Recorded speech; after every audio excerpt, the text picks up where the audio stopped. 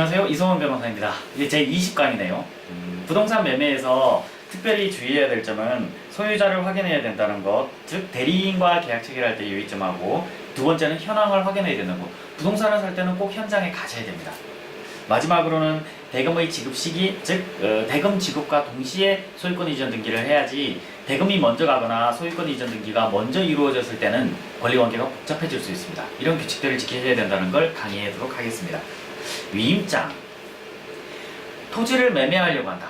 토지 매매하려고 하는데 포괄적 위임장, 즉 A는 B한테 이 토지에 대한 매매에 대한 모든 권한을 위임한다 라고 해버리면 가격까지 그 사람이 정할 수 있죠.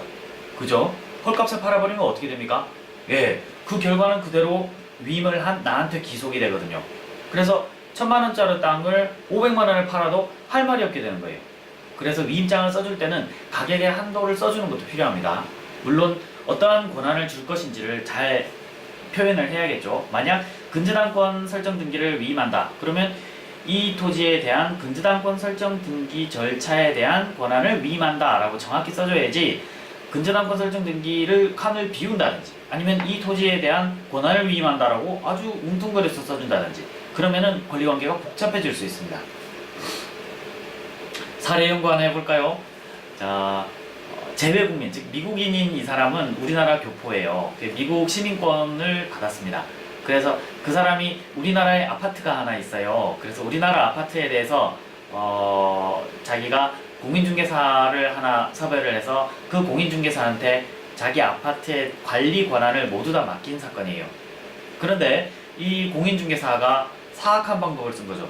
어떻게 해요? 미국에 있는 집주인한테는 월세를 놓는다고 500에 50만원 550만원 월세를 놓는다고 실제로는 전세를 놔버린 거예요. 실제는 전세 6천을 놔버린 거예요. 그럼 어떻게 되죠? 차액이 발생하지 않습니까? 이 차액을 공인중개사가 여러 개 아파트를 차액을 받아서 먹고 날라버린 사건이에요. 물론 그 아파트를 사기를 쳤던 그 공인중개사는 구속이 되어 있습니다. 그렇지만 그 피해는 과연 어떻게 보상받을 수 있을지 굉장히 애매합니다. 거기서 핵심적인 요소는 위임장이에요. 위임장.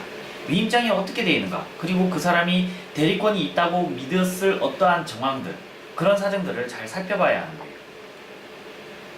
그래서 위임장을 써줄 때는 어떠한 권한을 위임한다는 것을 자세히 써줘야 됩니다.